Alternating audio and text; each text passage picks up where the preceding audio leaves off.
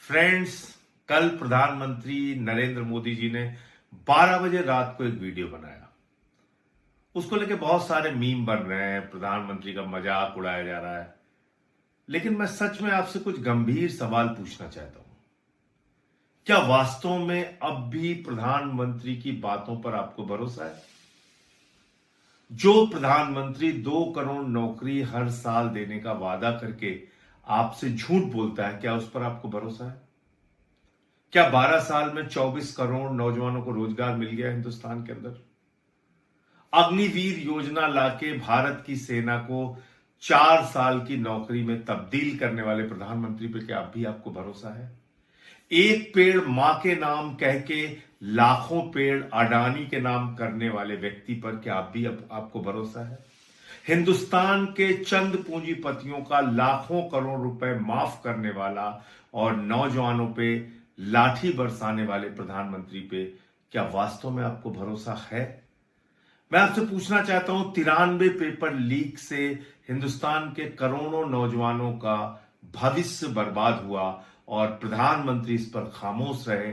क्या अब भी प्रधानमंत्री पर आपको भरोसा है?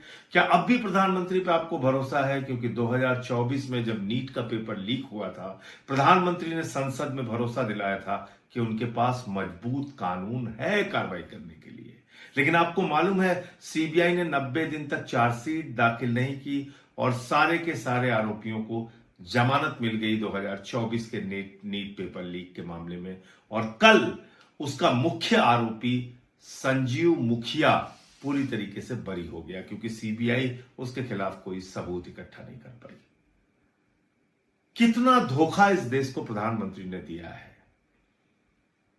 अगर आप याद करेंगे, सोचेंगे, तो आपको रात की नींद नहीं आएगी। महीने भर से आंदोलन चल रहा है दिल्ली के जंतर मंतर पे। उनके दफ्तर से 3 किलोमीटर की दूरी पे आंदोलन चल रहा है। देश का करोड़ों नौजवान आंदोलित है, सड़कों पे है, प्रधानमंत्री से फरियाद कर रहा है, शिक्षा मंत्री का इस्तीफा ले लो, कुछ तो जवाबदेही तय करो।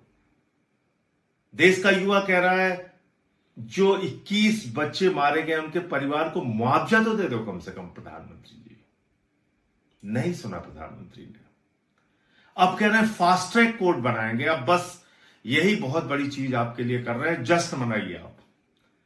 अरे उस फास्ट ट्रैक कोर्ट के सामने सबूत कौन लेके जाएगा? सीबीआई लेके जाएगी, पुलिस लेके जाएगी। वो सीबीआई तो कहती है कि आरोपी ही नहीं है। वो सीबीआई तो सबको छुड़वा देती है, कोर्ट के सामने कोई साक्ष्य प्रस्तुत नहीं करती। तो बिना कोर्ट के सामने साक्ष्य के कोई भी फास्ट ट्रैक कोर्ट या हवाई कोर्ट, कोई भी कोर्ट कैसे सजा दे देगी? तो इसलिए मैं ये सवाल आपके लिए छोड़ता हूं। अगर अब भी इतना धोखा खाने के बावजूद आपको प्रधानमंत्री की बातों पर भरोसा है, तो वह आप तय करिए। और प्रधानमंत्री की बातों पर भरोसा नहीं है तो फिर एक आवाज, एक आंदोलन इस देश में जो चल रहा है उसके समर्थन में लगाइए। जय हिंद।